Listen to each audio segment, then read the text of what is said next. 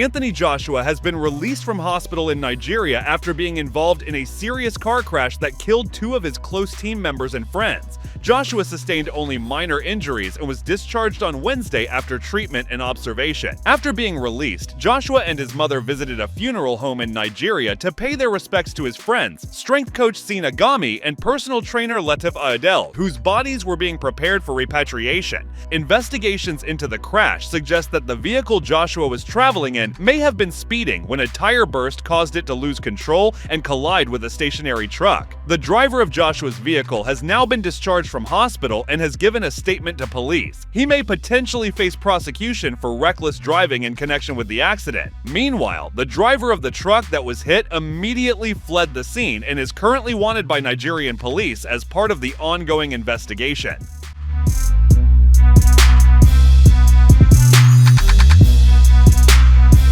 So, Michael, tell me what you got coming up in the New Year's. And I think I know what you got coming up in the New Year's. I will say it's going to be a big year. Number one, like you said, the UFC is now on Paramount Plus the entire year for the next multitude of years.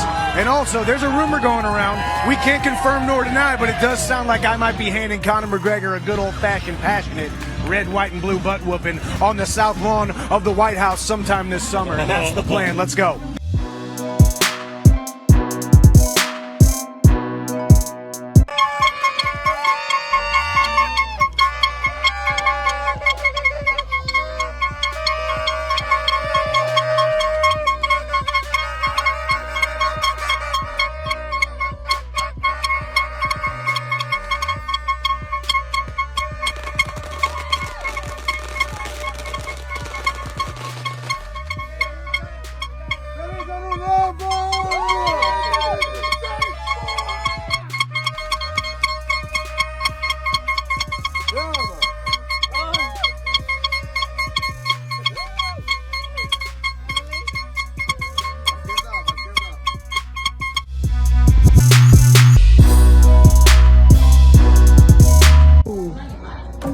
Like this.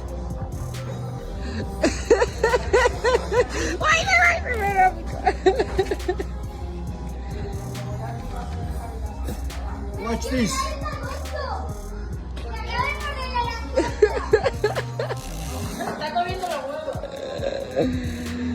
Let's go. Let's go. España, Madrid. Vamos.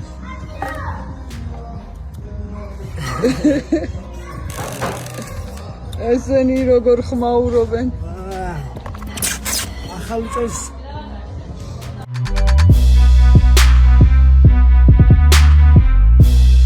I won when this came out. We didn't sell them. We only had so few of them. And he's like the ultimate watch me.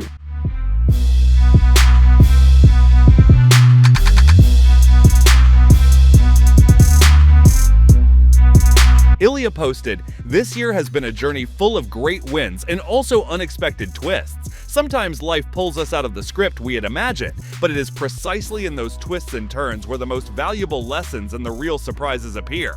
I've learned to value every second with my family and never regret anything, because the best is always yet to come. And even though I've accomplished a lot this year, I know I'm not at my best yet. I'm more focused than ever. In 2026, I will continue to do even bigger things. The best is yet to be written."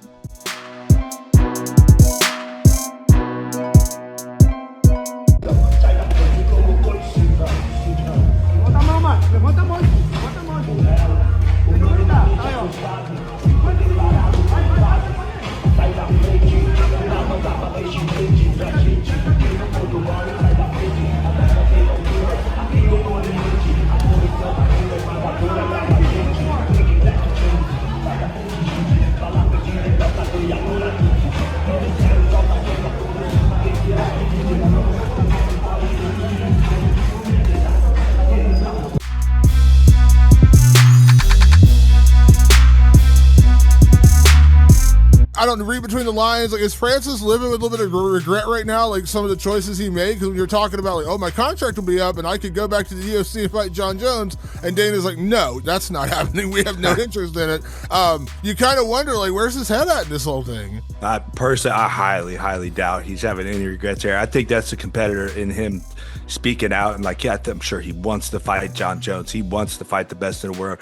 Of course, he wants, a big fight and make sales and all that stuff, but I think it's competitive. I don't think there's a single regret. I mean, he made more in those 2 boxing matches in one boxing match than he would have made in his entire UFC career, than John Jones has made in his entire UFC career, right? The greatest ever and some of the biggest fights ever. I mean, he made more than Conor's made in his entire UFC career, so I don't think there's a single regret in that respect, but I'm sure he's a competitor, right? He wants to fight the best. I'm sure there's like a lot in the back of his head. It's like, his last fight was against Hidden Frere, and he's like, man, I don't want to be fighting these guys, right? Like I want to fight John Jones, but I mean, if there's any regret there, which again is probably as a competitor, that regret is, he's regretting it while he's sleeping in silk sheets on a yacht, right?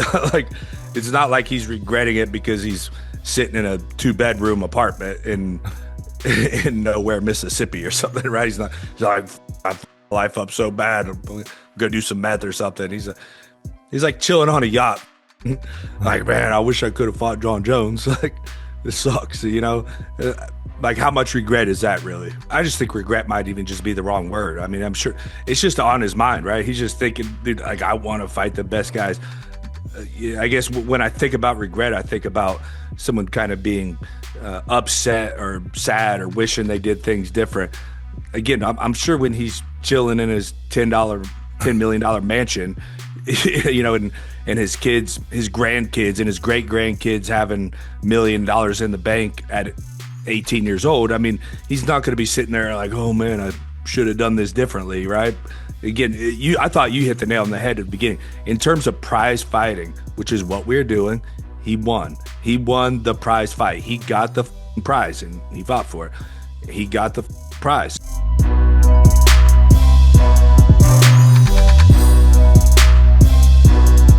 Give him a raw because he's fought 4 times, but the reality is, man, you're only as good as your last fight. I gotta give it to Petr Yan, man. Why?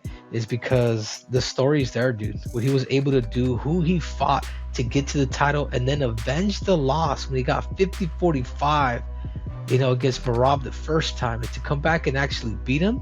It was, to me, it was impressive, man. So to me, in my opinion, the 2025 Fighter of the Year goes to Petr Yan. Think about it, Kamaru. Think about it, Kamaru. Just how think many? about Okay, it. let's look. How many times did Petr Yan fight this year, 2025? I see where you're going, and I see what you're saying, Kamaru. But it is quality versus quantity, and just a simple fact that he was able to beat Merab after getting 50-45. To me, that deserves, dude. That's grit, man. That's the Fighter of the Year, man. That's somebody that didn't give up on his dream and still came back 5 years later after he became champion to become undisputed.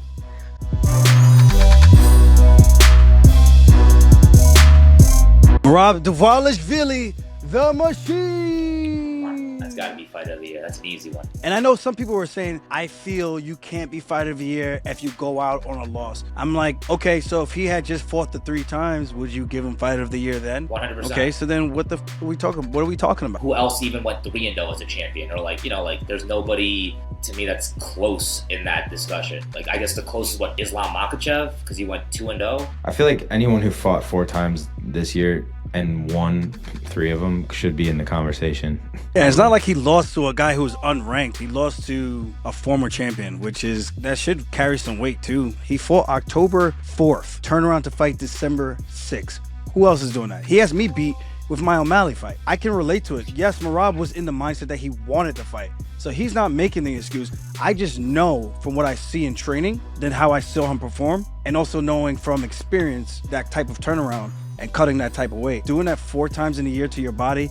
Look at Tony Ferguson when he did it against Justin Gaethje. The one time he was supposed to fight Khabib, decided to make weight for no reason, and has never looked the same after that. So people could call me crazy, they could call me a hater, they could say I'm biased, but facts are facts. If you've ever done a combat sports where you cut weight, you know what I'm talking about. And all the casuals who never cut weight and all they do is type on the keyboards, you don't know what you're talking about.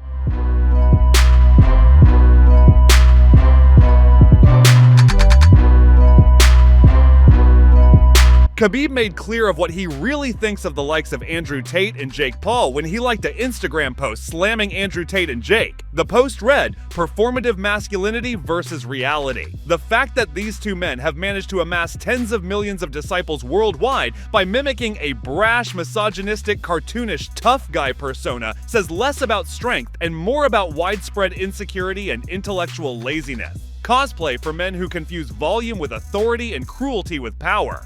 It's alarming how effortlessly the algorithm turns the fragile egos of millions of men and young men out there into movements. This is why digital platforms that profit from radicalizing the emotionally underdeveloped while calling it free expression need to be regulated. Hold on. Ladies and gentlemen, a Happy New Year to you all. I'd like to announce the return date for myself, the notorious Conor McGregor, for the greatest comeback of all time. It will take place in Las Vegas for International Fight Week on June the 29th. Come a little closer. And the opponent, Michael Chandler. And the weight, Mr. Chandler, 185 pounds.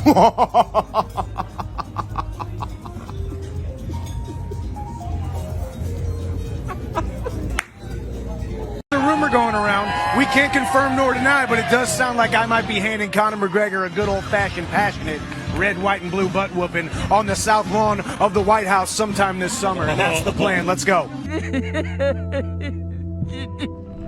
No! No! No! No!